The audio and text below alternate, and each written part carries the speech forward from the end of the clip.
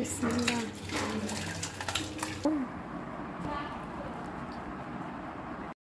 আসসালামু আলাইকুম, রোনা ব্লগে আপনাদের সবাইকে স্বাগতম। আশা করি আল্লাহর রহমতে আপনারা সবাই ভালো আছেন।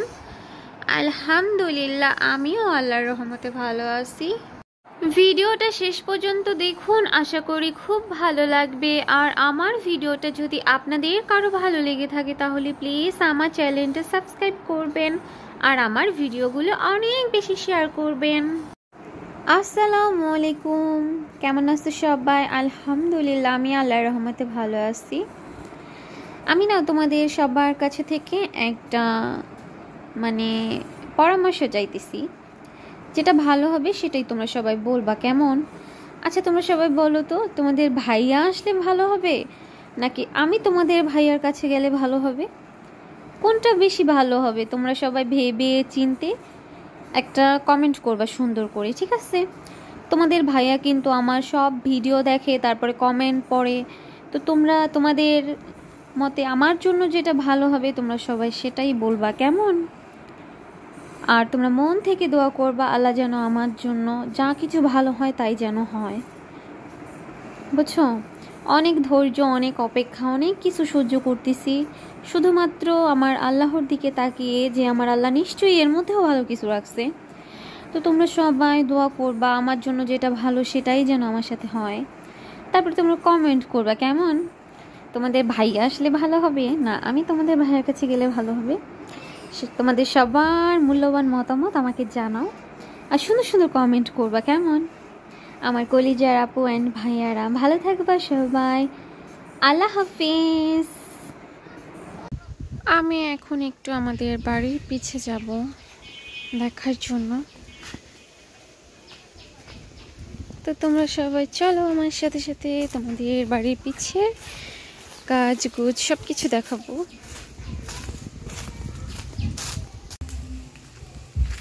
আমার শ্বশুরে মনে হয় বাঁশের ঝোপের থেকে বাঁশ বিক্রি করছে, সবাই কেটে কেটে নিয়ে যাচ্ছে। অনেকগুলো বাঁশের ঝোপ আছে আমাদের এই বাড়ির পিছনে। আর দেখো কতগুলো আম গাছ। এবার বেশি একটা আম হয় নাই আমাদের গাছে।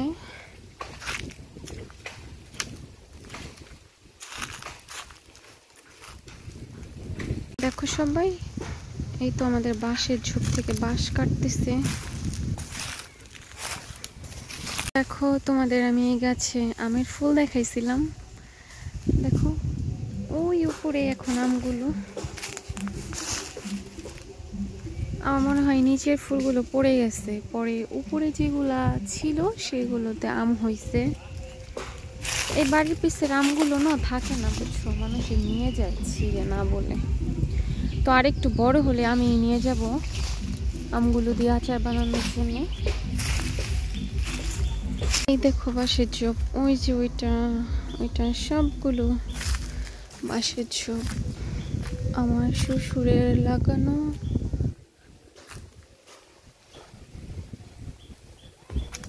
এই গাছ দুইটায় আম হয় নাই, দেখো কত বড় বড় আম গাছ, কিন্তু আম হয়নি গাছে। আর এই তো এখন আমি তোমাদের দেখাবো আমাদের আরেকটা ক্ষেত।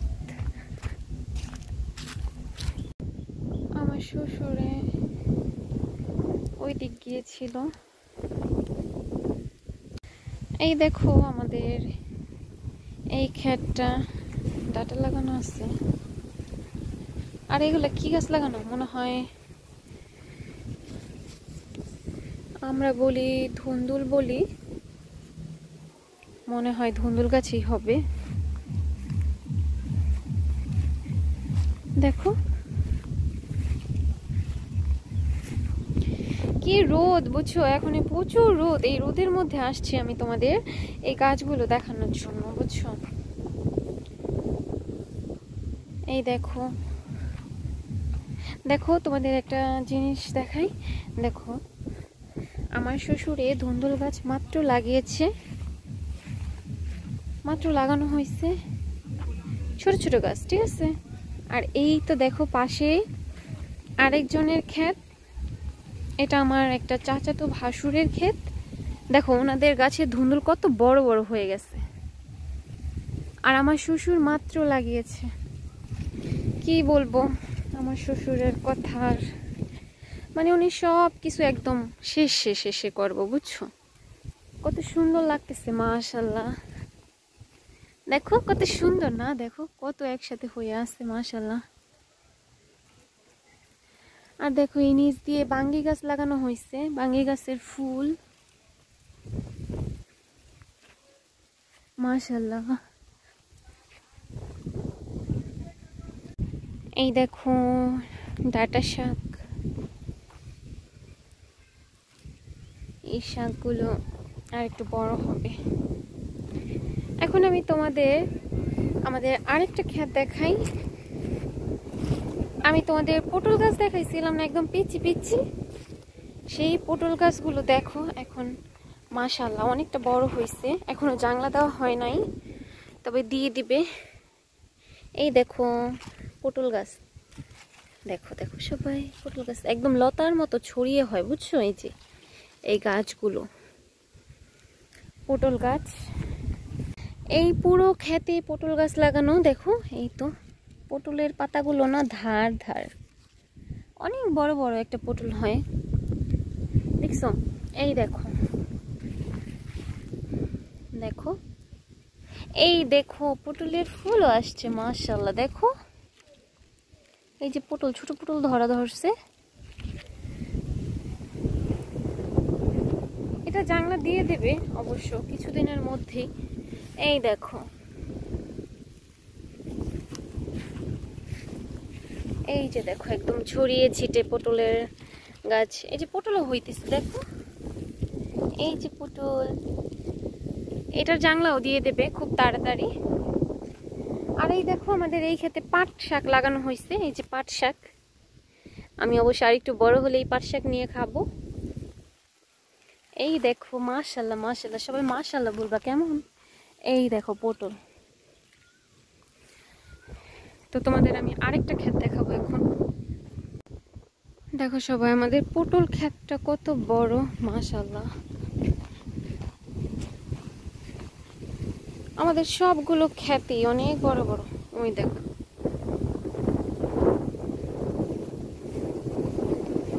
এইদিকে কে যেন ঢেঁড়স গাছ লাগাইছে। এই দেখো ঢেঁড়স গাছ, এটা অবশ্য আমাদের না, অন্য কারো, তো তোমাদের একটু দেখালাম। এই দেখো পটল, সরি পটল না ঢেঁড়স হচ্ছে। আর দেখো আমাদের এদিকে না মরিচ গাছ লাগানো ছিল, মনে হয় উঠায় ফলাইছে মরিচ গাছগুলো। তারপর পাট লাগাইছে, দেখো এই যে পাট শাক। আর আমার শ্বশুর দেখি এই দিকেও লাগাইছে আবার। এই দেখো ফুল আসছে, এটাও মনে হয় ধুন্দুল গাছই হবে, এটাতে জাংলা দেওয়া হয়েছে। এই দেখো অনেক রোদ, অনেক গরম, তো আসি করে আর আসা হয় না এই বাড়ির পিছনটায়। তো আজকে ফাইনালি আসলাম, অনেক ক্লান্ত হয়ে গেছি এই রোদের মধ্যে। তো ভিডিওটা শেষ পর্যন্ত না টেনে দেখতে থাকো, আর অবশ্যই শেষে একটা কমেন্ট করবা, ওকে। অনেক কষ্ট এই রোদের মধ্যে, রোদে পড়ে ভিডিও আপলোড করি, তোমাদের সাথে সব কিছু শেয়ার করি, শুধু কমেন্ট করবা, ভালো লাগে। তো যাই হোক এখনকার মতো টাটা টাটা টাটা, আল্লাহ হাফিজ। বুঝছো একটা মজার বিষয়, এইখানে যারা বাঁশ কাটতেছিল তারা আমাদের আম গাছের নিচে বসে বসে একটু গরমের মধ্যে বাতাস অনুভব করতেছিল। তো আমি ওই সাইড দিয়ে আসতেছিলাম, ক্যামেরাটা অফ করে দিছি মানুষের সামনে, বুঝছো অনেক মানুষ ছিল বসা। তো একটা মুরব্বী আঙ্কেল আমাকে ডেকে বলতেছে, ওই বাঁশ বিক্রি করছে চাচা তোমার কি লাগে? আমি বললাম আমার শ্বশুর। তো আমাকে জিজ্ঞেস করলো ছোট ছেলের বউ, আমি বললাম যে হ্যাঁ। তারপরে আমি এসে পড়ছি, আমাকে ঠিক মতো কেউ চিনেও না, বুঝছো সবাই। আমাদের রান্নাঘরের পিছনেও কতগুলো গাছ, সুপারি গাছ, জাম গাছ, নারকেল গাছ।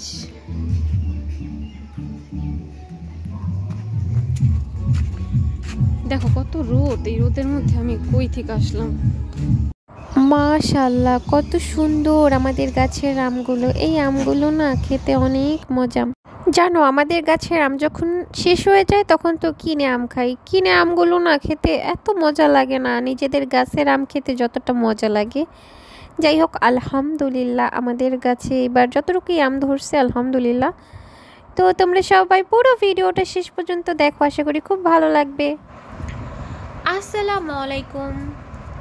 আজকে আমি আম দিয়ে একটা আমের রেসিপি বানাবো, তো তোমরা সবাই পুরো ভিডিওটা না টেনে দেখবা, আশা করি খুব ভালো লাগবে। তো আমি এখন এই আমগুলো সুন্দর করে কেটে নেব। আলহামদুলিল্লাহ আমার আমগুলো কাটা কমপ্লিট। তো তোমরা সবাই পুরো ভিডিওটা দেখবা। আমি আজকে আম দিয়ে কি রেসিপি বানাই, আশা করি তোমাদের খুব ভালো লাগবে। এই গরমের মধ্যে আমের এত সুন্দর একটা রেসিপি, তো তোমরা সবাই ভিডিওটা কন্টিনিউ দেখতে থাকো। তো আমি আমের রেসিপিটা এখন শুরু করছি। তো প্রথমে আমি সরিষার তেল দিয়ে নিচ্ছি, বিসমিল্লাহ। তারপরে আমি সরিষার মধ্যে কিছু শুকনো মরিচ দিয়ে দিচ্ছি। তারপরে এর মধ্যে কিছু রসুন দিয়ে দিচ্ছি।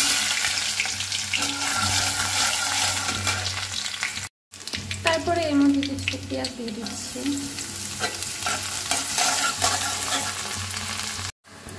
আমি পেঁয়াজ রসুনগুলো ভালো মতো ভেজে নিচ্ছি। তারপর এর মধ্যে আমি কিছু আস্ত সরিষা দিয়ে দিচ্ছি।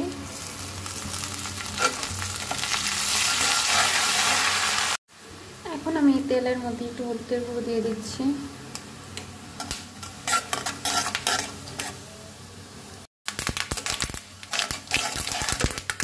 সবকিছু সুন্দর মতো ভাজা হয়ে গেছে, এখন আমি আমগুলো দিয়ে দেবো।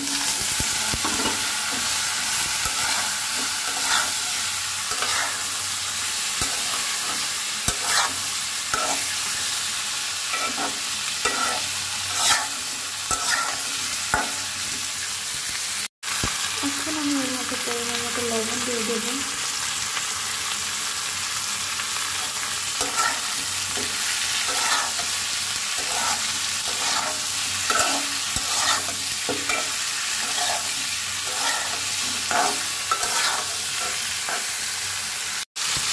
এখন আমি এর মধ্যে পাঁচফোড়ন দিয়ে দিচ্ছি।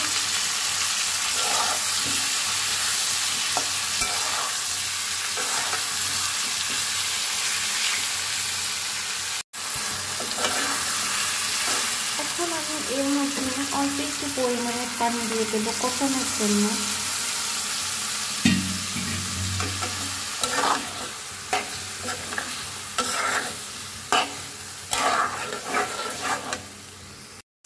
এখন আমি এর মধ্যে অল্প পরিমাণে চিনি দিয়ে দেবো।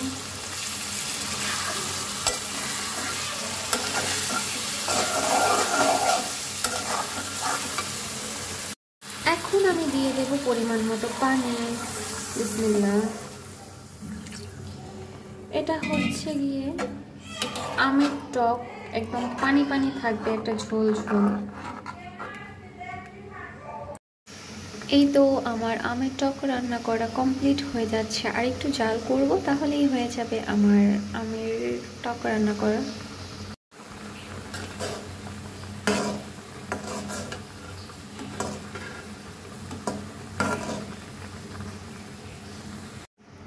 আলহামদুলিল্লাহ আমার আমের টক রান্না করা কমপ্লিট। সবাই অবশ্যই কমেন্ট করবা কেমন হয়েছে আমার আমের টক রান্না করাটা।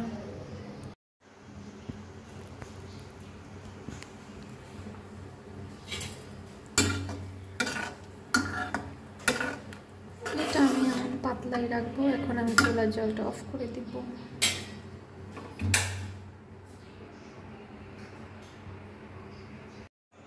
তো আমি এটা প্রথমেই আমার শাশুড়িকে দিয়ে টেস্ট করাবো, দেখবো কেমন হয়েছে, জিজ্ঞেস করবো। বিসমিল্লাহ।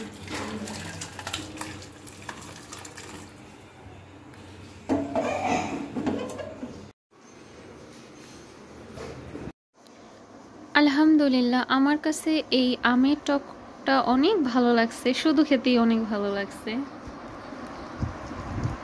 তো তো তোমরা সবাই বাসায় ট্রাই করবা, অবশ্যই ভালো লাগবে গরমের মধ্যে এই টক টক খেতে। এখন আমি এই আমের টক দিয়ে ভাত খাবো।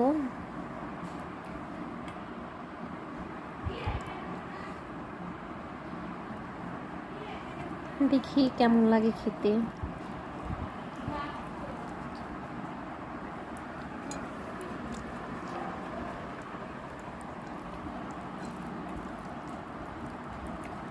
আলহামদুলিল্লাহ ভালোই হয়েছে, টক টক খেতে।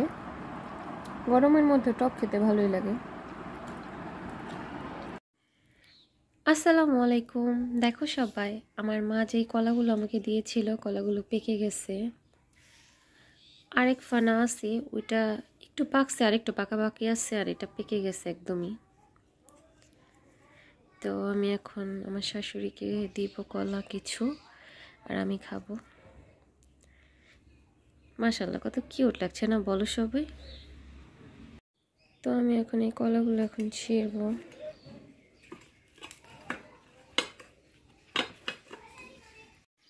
এই দেখো ছিঁড়ে ফেলেছি কলা।